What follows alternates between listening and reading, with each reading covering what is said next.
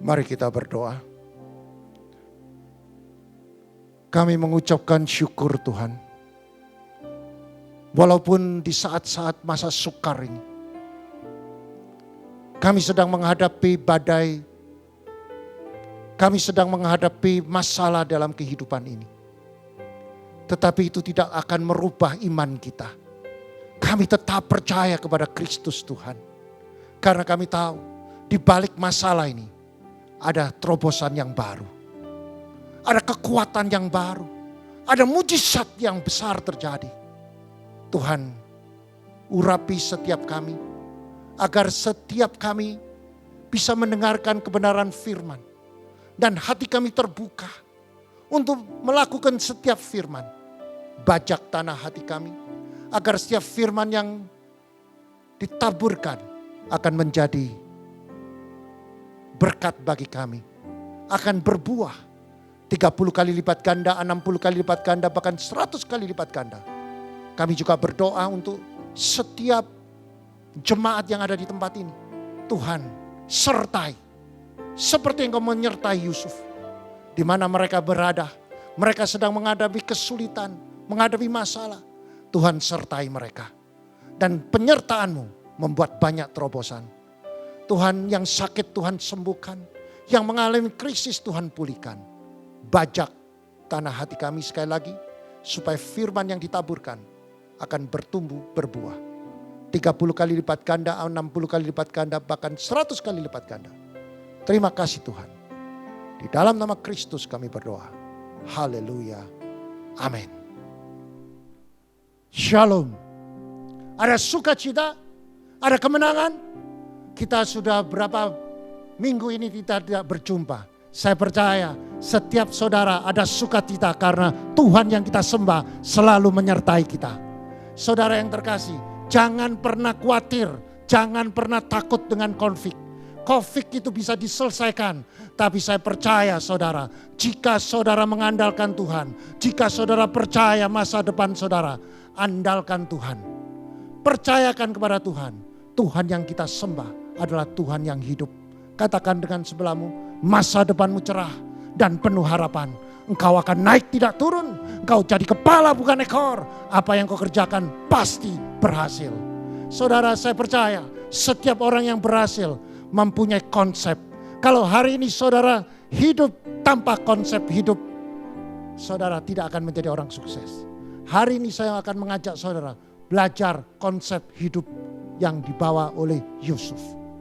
Dia mempunyai konsep yang luar biasa. Yaitu dia mempunyai konsep yang ditulis atau yang dikatakan VIP.id. Saudara, VIP itu bicara tentang orang penting. Kalau hari ini saudara mau menjadi orang penting, saudara pakai konsep yang sudah dikerjakan oleh Yusuf. Yusuf menjadi orang yang penting. Dia menjadi Perdana Menteri. Dia menjadi orang yang luar biasa. Karena apa? Dia punya konsep hidupnya yaitu VIP. VIP bicara tentang visi. Orang yang sukses harus punya visi. Selain punya visi, harus punya integritas. Selain punya integritas, harus penyangkalan diri. Selain penyangkal diri, harus punya iman. Selain punya iman, harus punya doa. Saya percaya, saudara akan menjadi orang yang luar biasa. Saudara, pada hari ini kita mau belajar tentang kebenaran firman Tuhan. Terbawa di dalam Yesaya pasal 40 ayat 31.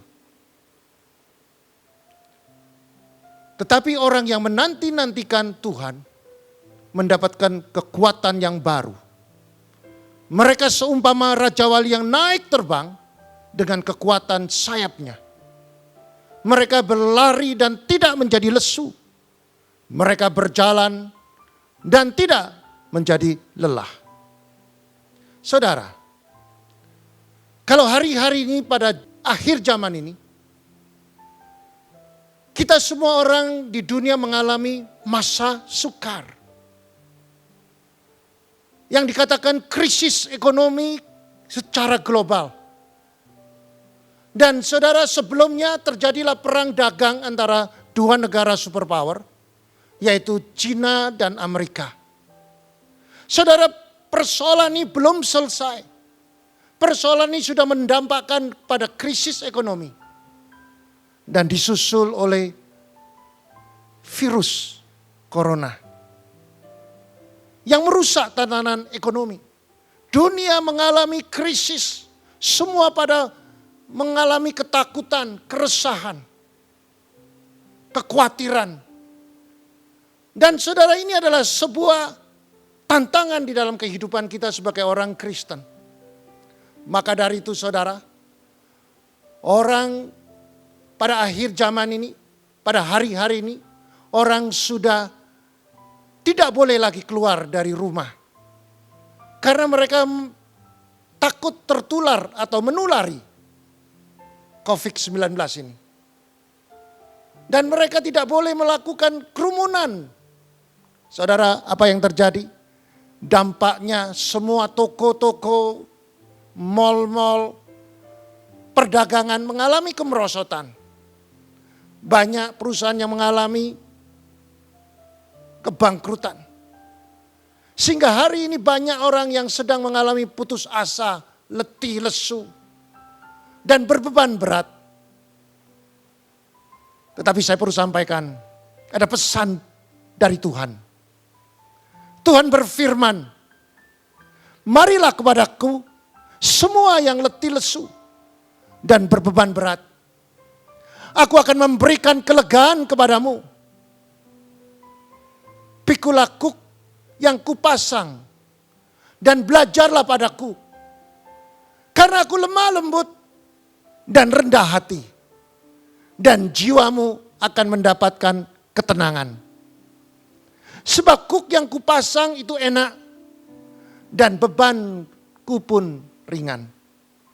Saudara, ini adalah pesan dari Kristus.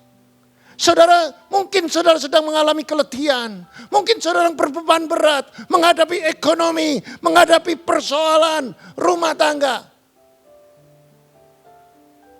Jangan cari siapa-siapa. Datang kepada Kristus. Saudara bisa datang ke FA. Saudara minta doa. Saudara bisa datang ke gereja. Dan saudara, Tuhan memberikan jaminan. Pikulah kuk yang kupasang dan belajarlah padaku. Saudara, seluruh kesulitan saudara, seluruh masalah saudara, itu berikan kepada Tuhan. Belajar dengan Tuhan. Tuhan ngajar. Gak usah panik. Gak usah takut. Gak usah emosi. Tuhan ngomong, belajar dari aku. Aku ini lemah lembut. Aku rendah hati. Kalau kamu lemah lembut, tidak panik, bisa berdoa, bisa menyembah Tuhan, baca firman, melakukan. Jiwamu akan mendapatkan ketenangan. Dari ketenangan saudara mendapatkan hikmat. Dari ketenangan saudara bisa berdoa. Dari ketenangan saudara bisa menghardik badai saudara.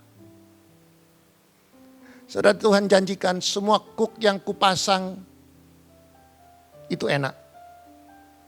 Artinya setiap saudara yang diberikan kebenaran firman dan saudara lakukan firman, saudara akan merasakan kemerdekaan dari Tuhan. Beban-beban saudara akan terlepas. Setiap saudara dengar firman, iman saudara bangkit, saudara lakukan firman, maka saudara punya beban akan menjadi ringan. Saudara, tetapi perlu saya sampaikan kepada setiap orang percaya, bahwa setiap ada masa sukar itu ada sebuah kesempatan bagi kita untuk meraih kemenangan. Setiap saudara mengalami masalah, setiap saudara mengalami persoalan, badai itu di belakang badai, di belakang persoalan pasti ada kemenangan. Dari pengalaman saya berjalan bersama Tuhan, di balik badai pasti ada terobosan. Saudara, setiap badai membuat kita lebih dekat dengan Tuhan melalui doa. Dari doa yang kita panjatkan, yang keluar dari hati yang murni, dan sungguh-sungguh, Dan saat kita memuji dan saat kita menyembah, maka yang keluar dari hati yang tulus menyembah dan memuji Tuhan, maka ibadah yang kita lakukan itu akan menjadi dampak. Setiap orang sukses harus mengalami proses. Melalui masalah, dari masalah, maka kita bisa mengambil keputusan yang benar. Saudara, apa yang dikatakan keputusan yang benar? Keputusan yang benar itu adalah mencari Tuhan. Bukan mencari manusia, bukan mencari koneksi, tetapi cari Tuhan. Mencari Tuhan itu bicara tentang menghargai ibadah. Mencari Tuhan itu merendahkan hati. Mencari Tuhan itu mulai menyembah.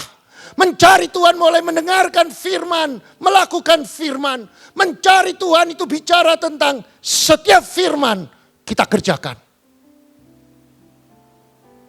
Maka saudara, keputusan itu adalah keputusan yang membawa dampak kemenangan.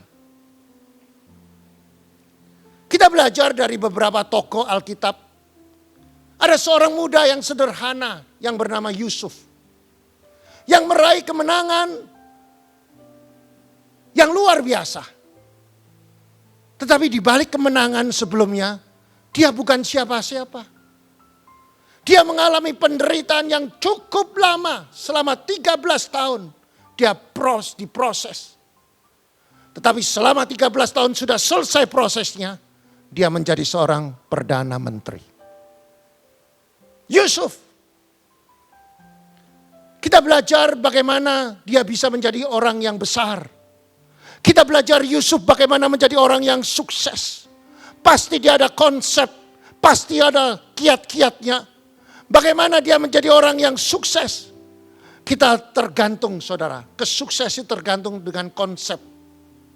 Saudara mau menjadi orang besar, saudara menjadi orang yang luar biasa, tergantung konsepnya.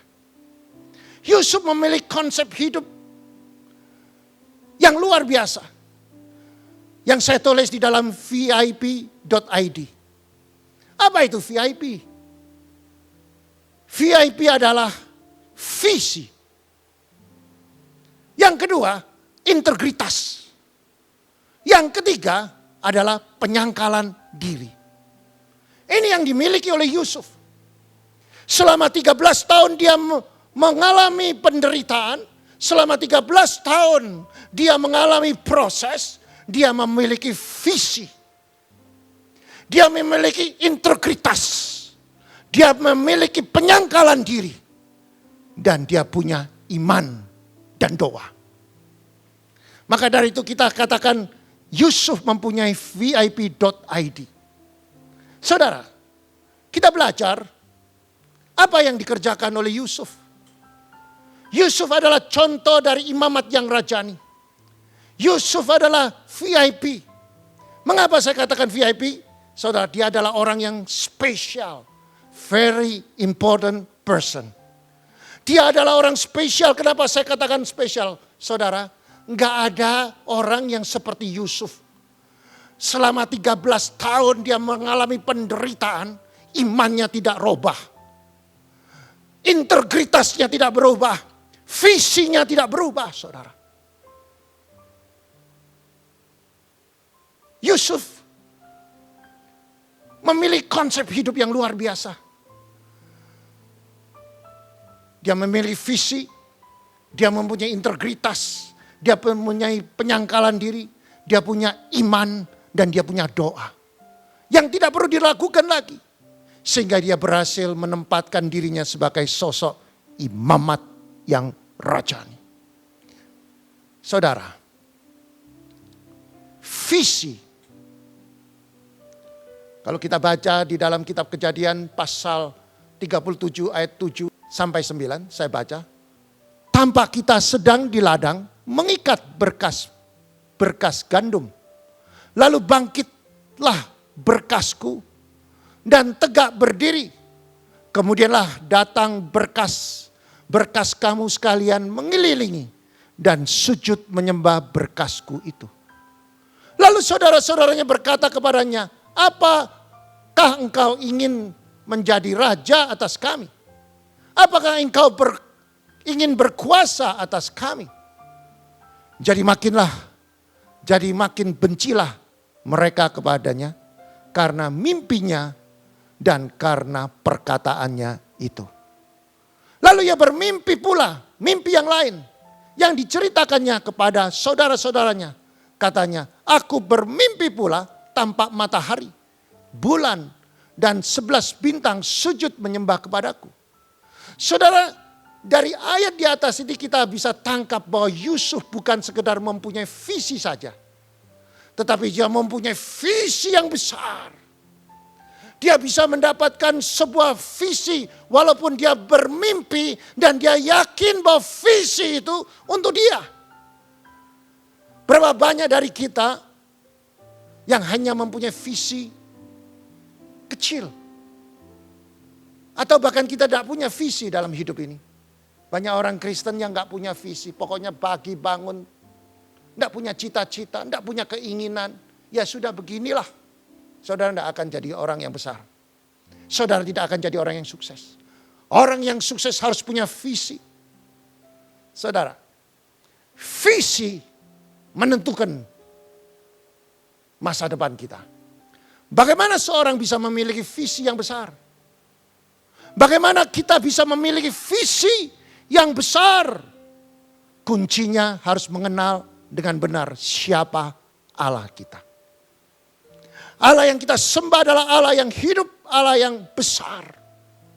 Saudara, Allah pencipta langit dan bumi bagi orang Kristen, orang percaya harus punya visi dan harus mengenal. Dari visi itu kita harus mengenal bahwa Allah itu besar. Kalau saudara mengenal Allah itu besar, maka visi saudara harus besar. Saudara, Allah yang kita sembah itu Jehovah Jireh. Artinya Allah yang atau Tuhan yang menyediakan. Saudara, kalau kita dalam hidup ini, jangan pernah khawatir, jangan pernah takut. Asalkan kita mengandalkan Tuhan, asal kita hidup di dalam kebenaran, saudara, Allah yang kita sembah itu selalu menyediakan kebutuhan kita. Saudara, kita perlu mengenal Allah kita. Jangan menjadi kita orang Kristen yang tidak pernah kenal Allah kita. Menjadi orang Kristen yang selalu punya visi yang kecil. Sehingga saudara merasa diri saudara kecil. Saudara punya mentalitas kuli saudara. Kita belajar harus punya mental sebagai seorang warrior. Seorang pahlawan. Tuhan yang kita sembah adalah Tuhan yang menyediakan, yaitu Jehovah Jireh. Dan kita harus mengenal di dalam hidup ini banyak tantangan. Kalau tadi ekonomi, kita harus percaya bahwa Jehovah Jireh, Tuhan akan menyediakan pekerjaanku, Dia akan menyediakan kebutuhanku. Karena aku percaya, aku mencari Tuhan, aku harus kerja, aku harus rajin. Dan saya percaya dengan kerajinan itu Tuhan akan menyediakan jalan-jalan yang luar biasa. Dan selanjutnya adalah Jehovah Rafa. Tuhan yang menyembuhkan. Kalau saudara sakit jangan takut. Tuhan sanggup menyembuhkan dan mujizat itu ada.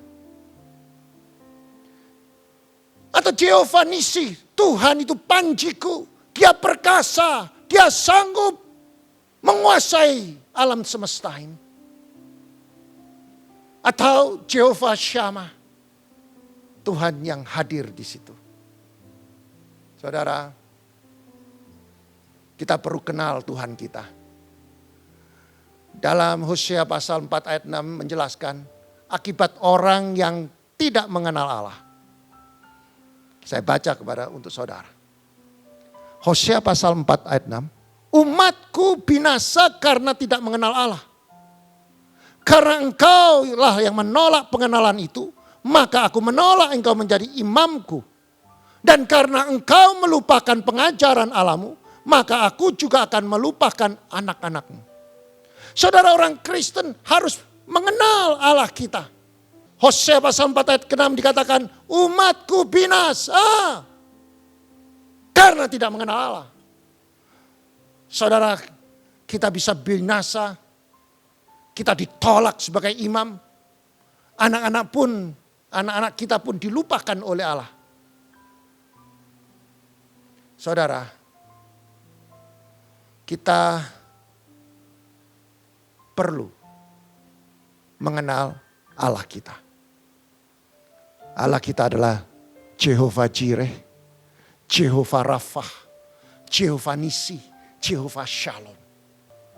Kalau kita mengenal Allah kita akan dikenal oleh Allah melalui buah yang kita hasilkan saat kita mengalami proses kehidupan yang kita jalani. Saudara, kita perlu belajar. Yusuf berani menyatakan visi yang besar tersebut kepada orang tua dan saudaranya. Walaupun konsekuensinya dia dimusuhi orang. Bahkan dia mau dibunuh. Jadi visi itu perlu disaksikan. Visi itu perlu dideklarasikan. Mungkin orang-orang mentertawakan kita. Mungkin orang mengatakan, kamu gila. Enggak apa-apa saudara. Visi itu harus besar. Karena kalau kita visinya enggak besar, maka itu bukan visi. Visi itu harus sesuatu yang tidak bisa dijangkau oleh manusia. Akal manusia. Maka kita perlu dilatih. Mungkin saudara ditertawakan orang. Mungkin saudara diketawain oleh orang. Saya mau bersaksi saudara. Pada waktu saya masih kecil, saya kepingin jadi pengusaha. Saya sering bawa tas pemimpin saudara. Saya mau jadi pemimpin. Saya bawa tas. Dan orang-orang di sekitar saya mentertawakan saya. Dia bilang, ini mau jadi bos. Saya selalu punya keinginan. Saya harus punya karyawan yang banyak. Saya harus punya perusahaan yang besar dan perusahaan yang banyak. Saya punya visi. Dan saya ceritakan kepada orang-orang. Orang tertawa sama saya. Kamu sekolahnya bodoh, gak pinter kok. Gak spesial. Bagaimana caranya? Saudara, di tahun 2000-an. Saya mendapatkan apa yang saya impikan. Dan visi itu nyata terdiri. Ribuan karyawan saya bisa pimpin saudara. Itu visi. Maka dari itu sebagai orang Kristen harus punya visi. Dan visi itu harus disaksikan. Dan harus dideklarasikan. Supaya visi itu menjadi sebuah tonggak bagi kita. Dan orang di sekitar melihat kapan kamu melakukan visi. Itu yang sebagai motivasi kita untuk mencapai visi itu. Yang kedua, integritas saudara. Proses kehidupan yang kita jalani adalah suatu kesempatan yang diberikan Tuhan untuk kita dikenal oleh Allah. Kuncinya adalah tetap taat terhadap kehendakan Bapa. Proses ini akan menghasilkan integritas. Di mana kita diproses supaya karakter kita muncul. Supaya di mana karakter kita akan terus diproses melalui setiap tahapan proses kehidupan. Integritas itu adalah kualitas manusia seutuhnya. Yaitu kejujuran, kesetiaan, ketaatan. Yusuf demi memperjuangkan visi. Dia mengalami berbagai macam proses kehidupan. Yusuf mengalami banyak sekali rintangan. Waktu dia mendeklarasikan bahwa dia mendapatkan satu penglihatan. Dia mempunyai penglihatan melalui mimpi dan dia percaya itu akan terjadi dalam hidupnya. Dia harus bayar harganya. Sudah banyak orang yang mengatakan, ngapain kamu sampai seperti itu? Diam-diam aja, kenapa? Kalau dia diam, dia tidak mengalami proses. Dia menyaksikan kebesaran Tuhan memberikan kepercayaan untuk dia. Yusuf pertama, dia dilucuti jubahnya. Saudara-saudaranya merasa, ini anak kurang ajar. Bagaimana dia mau jadi raja di atas kami? Saudara, maka kalau kita baca di dalam Kejadian pasal 37 ayat 23, baru saja Yusuf sampai kepada saudara-saudaranya. Mereka menanggalkan jubah Yusuf, jubah yang maha indah yang dipakai dia. Jubah itu gambaran status saudara. Martabat. Yusuf dilucuti. Yusuf tidak membalas. Alkitab tidak mencatat bahwa Yusuf marah. Yusuf mengizinkan dirinya diproses. Saudara, ini penting saudara. Kalau saudara sedang diproses, jangan pernah saudara menghujat. Kalau saudara sedang mengalami tekanan, saudara, satu saya kasih kunci. Ucapkan syukur. Saudara, ucapan syukur itu akan menguatkan saudara. Pada saat saudara mengucapkan syukur, saudara akan diingatkan pada waktu saudara lebih parah keadaan saudara sebelumnya. Dan tuh ada jalan keluar sampai hari ini. Maka imanmu akan bangkit. Saudara. Yusuf dibuang ke dalam sumur. Adalah gambaran masa depan Yusuf sudah hilang. Dan Yusuf dibuang di dalam sumur yang tidak berair. Maka Yusuf tidak bisa melihat masa depannya. Dan dia hanya menunggu pada kematian. Tapi dia percaya tangan Tuhan tidak kurang panjang menolong dia. Di ayat yang ke-24 dikatakan, dan mereka membawa dia dan melemparkan dia ke dalam sumur. Dan sumur itu kosong, tidak berair. Yusuf setelah itu dia dijual sebagai budak. Gambaran Yusuf sudah tidak memiliki hak waris. Saudara, betapa sedihnya. Saudara sendiri ingin membunuh. Habis itu enggak jadi, salah satu saudaranya merayu kakaknya supaya Yusuf tidak ditinggal. Maka diangkat dari sumur. Setelah diangkat dari sumur, maka dijual jadi budak, saudara. Inilah gambaran bahwa dunia ini makin hari makin jahat. Dengan saudaranya sendiri pun dia bisa jual. Berapa banyak saya melihat hari-hari ini. Orang akhir zaman ini. Saudara bisa membunuh saudaranya sendiri. Bahkan merampas hartanya saudara. Ini yang sudah terjadi 6.000 tahun yang lalu, saudara. Ketika ada saudara-saudara melihat bahwa saatnya ini untuk membuat Yusuf dijual kepada orang di Midian. Kita baca ayat 28. Ketika ada saudara-saudara Midian lewat, Yusuf diangkat ke atas dari sumur itu, kemudian dijual kepada orang Ismail dengan harga 20 shikal perak. Lalu Yusuf dibawa mereka ke Mesir. Yusuf juga difitnah, saudara. Itu adalah gambaran Yusuf harus menerima apa yang dituduhkan pada dia. Dan dia tidak pernah membela diri. Padahal tuduhan itu tidak pernah dia lakukan, saudara. Mari kita buka di dalam kitab Kejadian pasal 39 ayat 17 sampai 19 saya baca. Perkataan itu juga lah yang diceritakan perempuan itu kepada Potifar, katanya. Hamba orang Ibrani yang kau bawa kemari itu datang kepadaku untuk mempermainkan aku. Tetapi aku berteriak sekeras-kerasnya, ditinggalnya bajunya padaku. Lalu ia lari keluar. Baru saja didengar oleh tuannya perkataan yang diceritakan istrinya kepadanya.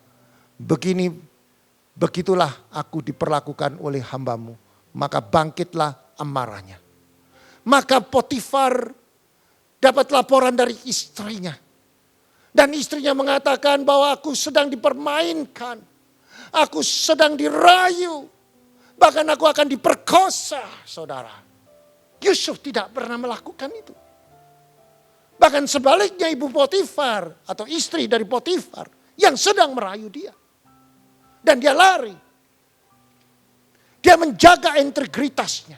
Dia menjaga kekudusannya, saudara. Inilah kunci kesuksesan dari Yusuf. Yusuf memiliki dasar kebenaran firman Allah. Dia jaga kekudusan. Walaupun di situ tidak ada orang. Walaupun tidak ada orang yang melihat.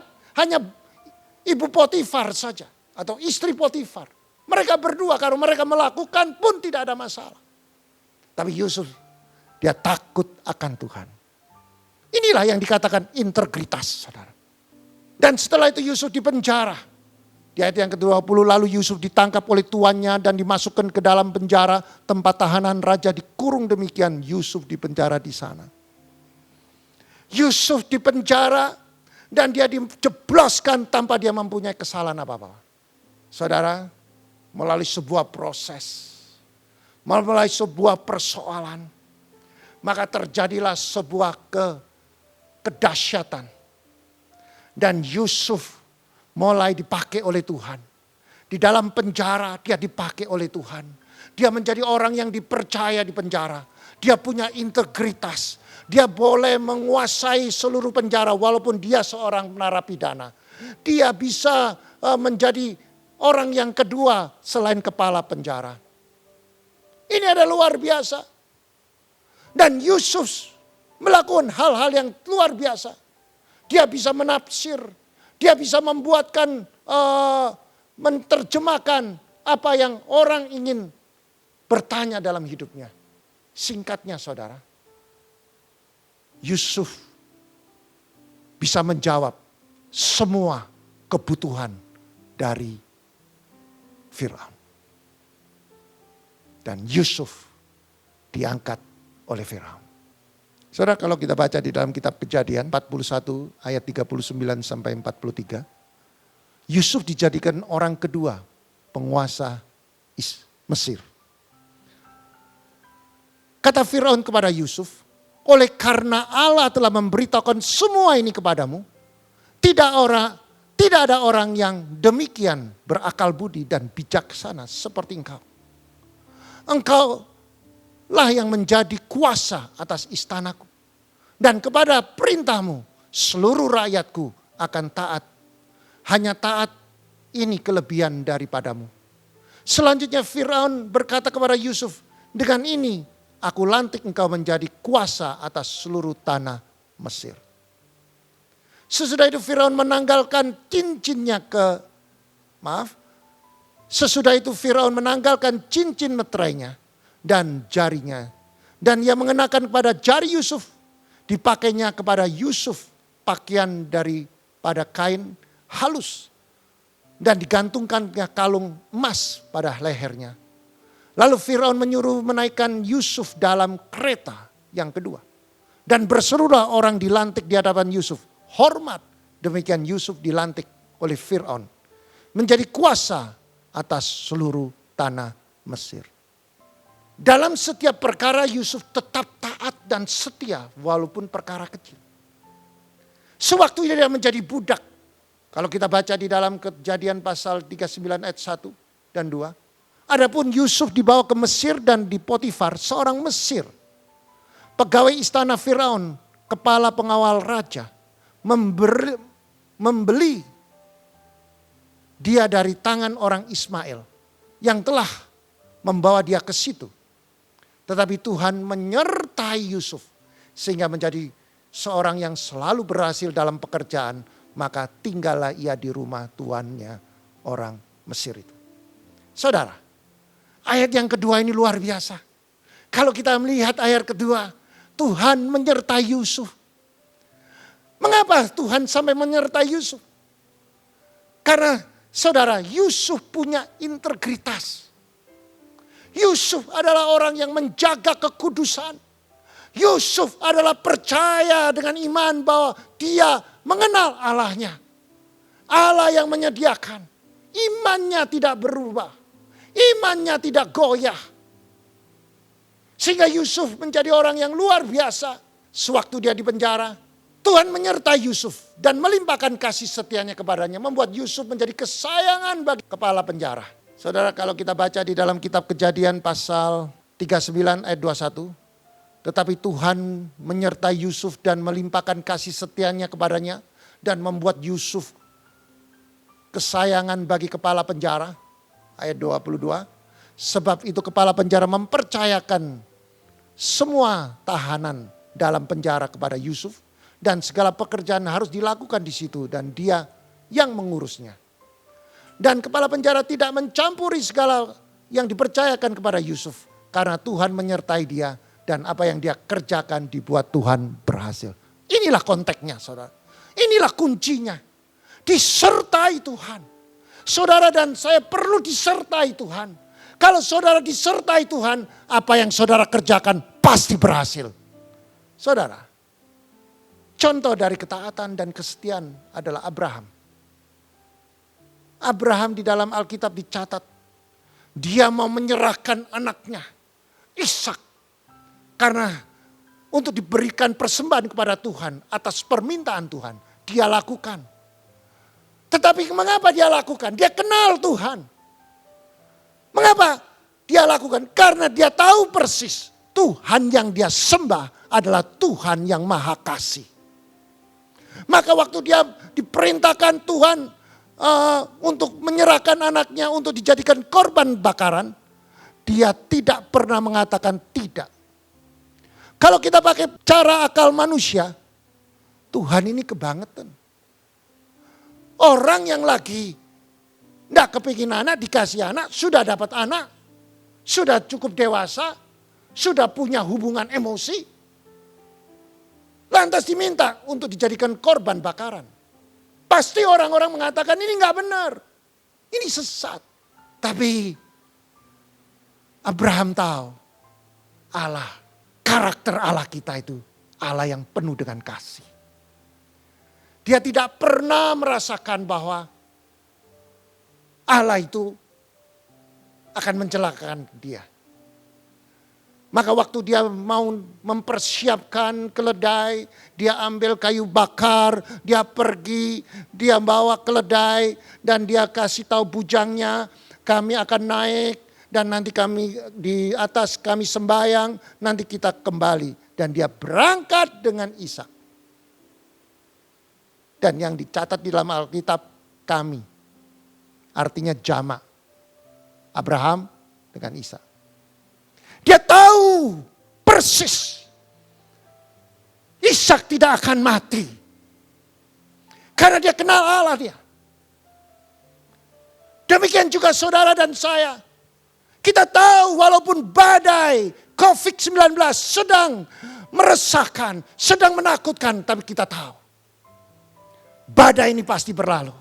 Tuhan pasti menyertai kita. Dan saya percaya di balik COVID ini ada terobosan. Saudara, saya mendapatkan satu rema yang luar biasa. Di dalam kitab Hagai pasal 2 dikatakan, aku akan menggoncangkan langit dan bumi, laut dan darat. Agar kepunyaan bangsa-bangsa yang indah-indah mengalir kepadamu, saudara. Inilah ayat di balik ini Tuhan. Di balik badai ini pasti ada terobosan dan mujizat. Saudara, yang ketiga, penyangkalan diri. Di dalam kitab Matius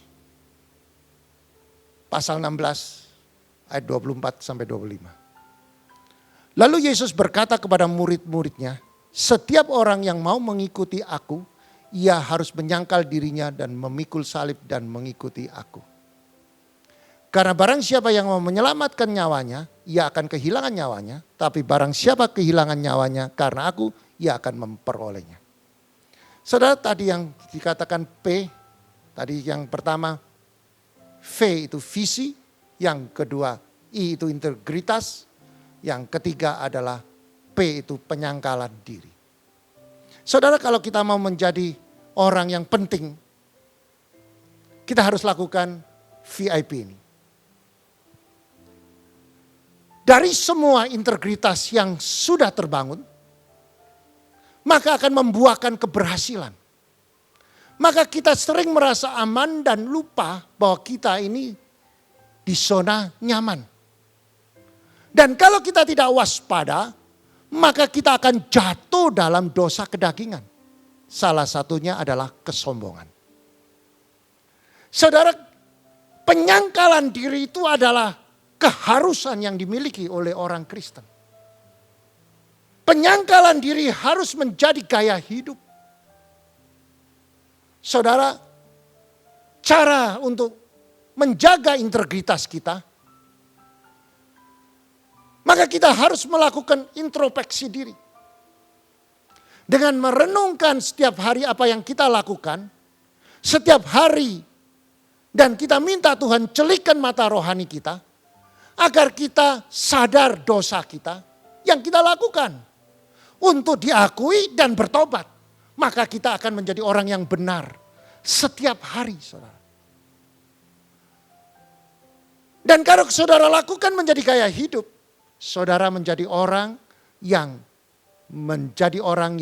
berkemenangan. Yang selanjutnya, iman. Saudara mau sukses, selain punya visi, selain punya integritas, selain punya penyangkalan diri, harus punya iman. Iman adalah dasar dari segala sesuatu yang kita harapkan, bukti dari segala sesuatu yang tidak kita lihat. Saudara dan saya harus punya iman percaya. Iman tanpa perbuatan kosong. Saudara, pada waktu satu saat saya dapat telepon, saya saksikan ini, saya dapat telepon dari salah satu jemaat. Dia telepon sama saya, dia katakan ayahnya sedang sakit, saudara. Dan masuk di ICU. Lantas saya katakan, boleh gak dijenguk? Boleh, dia bilang. Kapan? Ya sekarang saya berangkat. Saya dengan staf saya berangkat ke rumah sakit. Sampai di rumah sakit, saya harus ganti baju, pakai bajunya untuk masuk di ICU. Pada saat saya mau masuk di tengah ICU, saya waktu mau ganti baju, salah satu dari anak orang tua ini yang sakit, yang mengalami koma ini, dia katakan, ayahku bisa sembuh gak? Saudara, di dalam kondisi orang yang sudah koma masuk di dalam ICU dan tiba-tiba ada seorang dari salah satu anaknya menanyakan, ayahku bisa sembuh gak? Saudara, ini adalah sebagai hamba Tuhan suatu tantangan, saudara. Saya katakan, Tuhan, apa yang harus aku jawab? Bagaimana aku bisa menjawab, Tuhan? Kalau saya jawab pasti sembuh. Kalau mati, saudara, semua orang akan mentertawakan. Tapi kalau saya bilang tidak bisa sembuh, dia down. Atau saudara, sebaliknya dia sembuh. Berarti saya adalah hamba Tuhan yang tidak punya iman. Tetapi saudara, pada saat itu saya katakan, saya mau berdoa, Ibu, tunggu saya. Lantas saya masuk di dalam perjalanan dari tempat pergantian baju sampai kepada ranjang depan ICU itu. Seperti perjalanan ini sangat-sangat menakutkan buat saya, saudara. Saya katakan, Tuhan, apa nanti yang harus aku jawab setelah aku berdoa? Tuhan, aku percaya bahwa Engkau Allah Jehovah Rafa. Tuhan yang bisa menyembuhkan kalau Tuhan izinkan. Tetapi kalau Tuhan tidak izinkan, Tuhan juga berikan saya kekuatan untuk menyampaikan. Saudara, tiba-tiba saya waktu masuk, saya mendapatkan satu kekuatan yang baru, yaitu damai sejahtera. Dan waktu saya mendoakan, saya merasakan hadirat Allah yang begitu luar biasa.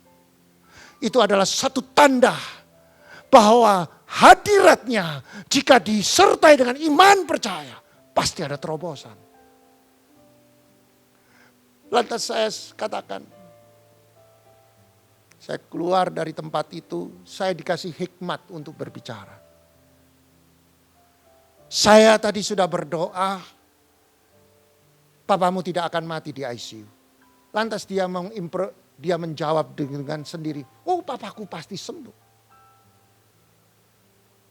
Saya tidak menjawab, saudara. Dan dia mengatakan dengan iman dia percaya bahwa ayahnya bisa sembuh. Inilah iman, saudara. Iman harus dipraktekkan. Dengan dia yakin bahwa ayahnya bisa sembuh, saudara. Saya pulang. Tidak lama, berapa hari kemudian saya mendapatkan telepon. Berapa hari dia telepon. Pembantu saya bilang, Pak ada ibu ini yang mau telepon Bapak. Saya kaget, saudara, saya kira, waduh. Ini jawabannya hidup atau mati. Tiba-tiba saudara dia katakan, puji Tuhan. Ayah saya sudah sembuh. Dia bangkit dari komanya. Dan dia sekarang sudah bekerja kembali. Saya katakan, Allah itu dahsyat. Iman saudara, percaya. Tapi bukan kita yang menentukan, biar Tuhan. Kita serahkan seluruh doa dan percaya kita kepada Tuhan. Tapi Tuhan yang berdaulat, Tuhan yang menentukan, Tuhan yang menyembuhkan. Yang terakhir saudara, doa. Saudara mau sukses, saudara mau berhasil menjadi orang yang luar biasa, menjadi orang penting di dalam dunia ini. Yaitu harus berdoa. Doa adalah nafas bagi orang Kristen. Orang Kristen tanpa doa, dia tidak punya nafas. Orang Kristen harus berdoa. Orang Kristen harus menyembah. Harus memuji.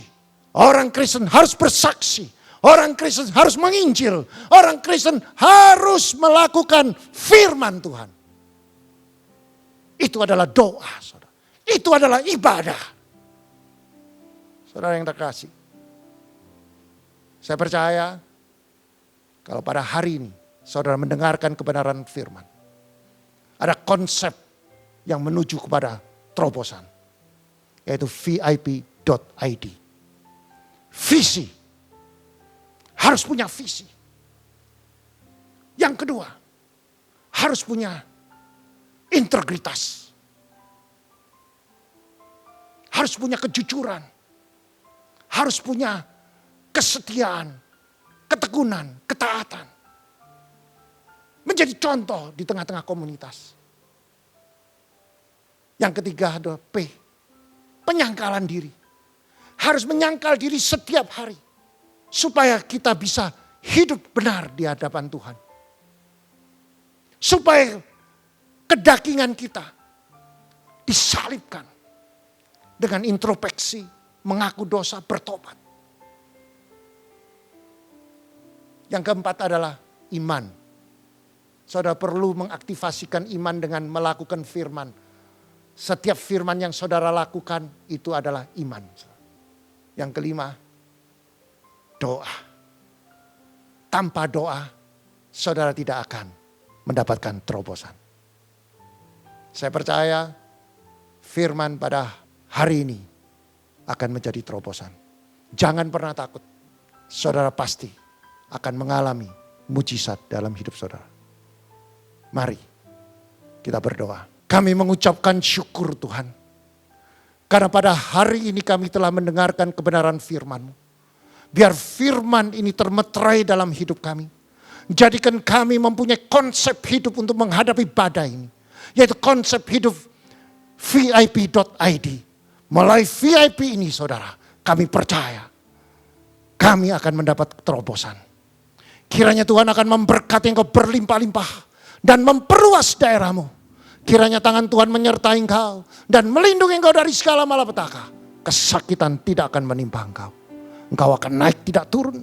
Engkau jadi kepala bukan ekor. Apa yang kau kerjakan Tuhan bikin berhasil. Dalam nama Yesus Kristus kami berdoa. Mari yang percaya. Bersama saya katakan. Amin.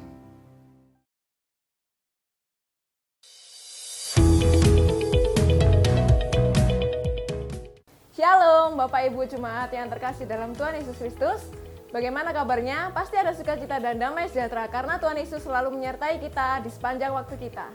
Bapak Ibu Saudara-saudari tidak perlu lagi membawa uang tunai ke gereja. Bekerja sama dengan CIMB Niaga, kini persembahan bisa dilakukan secara digital. Mau tahu caranya? Mari simak terus video berikut ini. Cara memberikan persembahan melalui GoPay. Buka aplikasi GoPay, lalu pilih Pay, scan barcode QR, masukkan nominal, lalu klik Confirm, kemudian klik Bayar. Masukkan PIN Anda.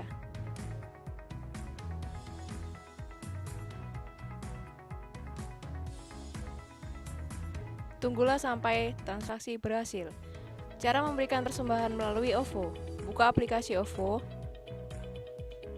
pilih Scan, lalu scan barcode QR, masukkan nominal,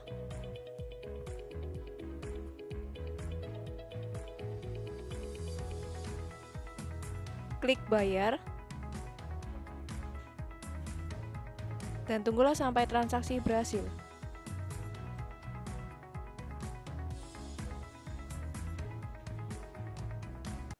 Cara memberikan persembahan melalui mobile banking BCA. Buka aplikasi mobile banking, pilih transfer, klik antar rekening, masukkan nomor rekening yang dituju, masukkan nominal,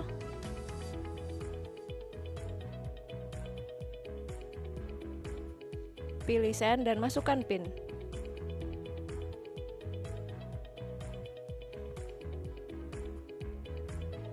Jangan lupa, setelah transfer berhasil, jangan lupa screenshot bukti transfer dan kirimkan ke petugas gereja yang bertugas. Demikian langkah-langkah yang dapat Anda lakukan untuk memberikan persembahan secara digital. Persembahan juga bisa diberikan secara transfer melalui rekening dengan nomor 0180508023 atas nama Billy Joseph Chandra. Mari kita cintai gereja kita dengan memberikan yang terbaik bagi Tuhan. Tetap semangat, tetap bersukacita, dan Tuhan Yesus memberkati. Mari angkat kedua tanganmu. Jika engkau mendengarkan firman dan melakukan, tidak menyimpang ke kiri dan ke kanan, maka Tuhan akan buka tingkap-tingkap langit. Diberkatilah suamimu, diberkatilah istrimu, diberkatilah anak cucumu, diberkati kedua orang tuamu, diberkati kedua mertuamu, diberkatilah sanak saudaramu, diberkatilah usaha pekerjaanmu, diberkatilah tokomu, diberkatilah pabrikmu, diberkati ladangmu, diberkatilah ternakmu, diberkatilah studimu, diberkatilah kesehatanmu, diberkatilah pelayananmu, diberkatilah kerohanianmu. Engkau akan naik tidak turun, engkau jadi kepala bukan ekor. Apa yang kau kerjakan semuanya akan berhasil dan beruntung. Terimalah berkat damai sejahtera dan persekutuan Roh Kudus mulai hari ini sampai Maranatha dan sampai Tuhan Yesus datang kedua kalinya. Mari yang percaya bersama saya katakan, amin.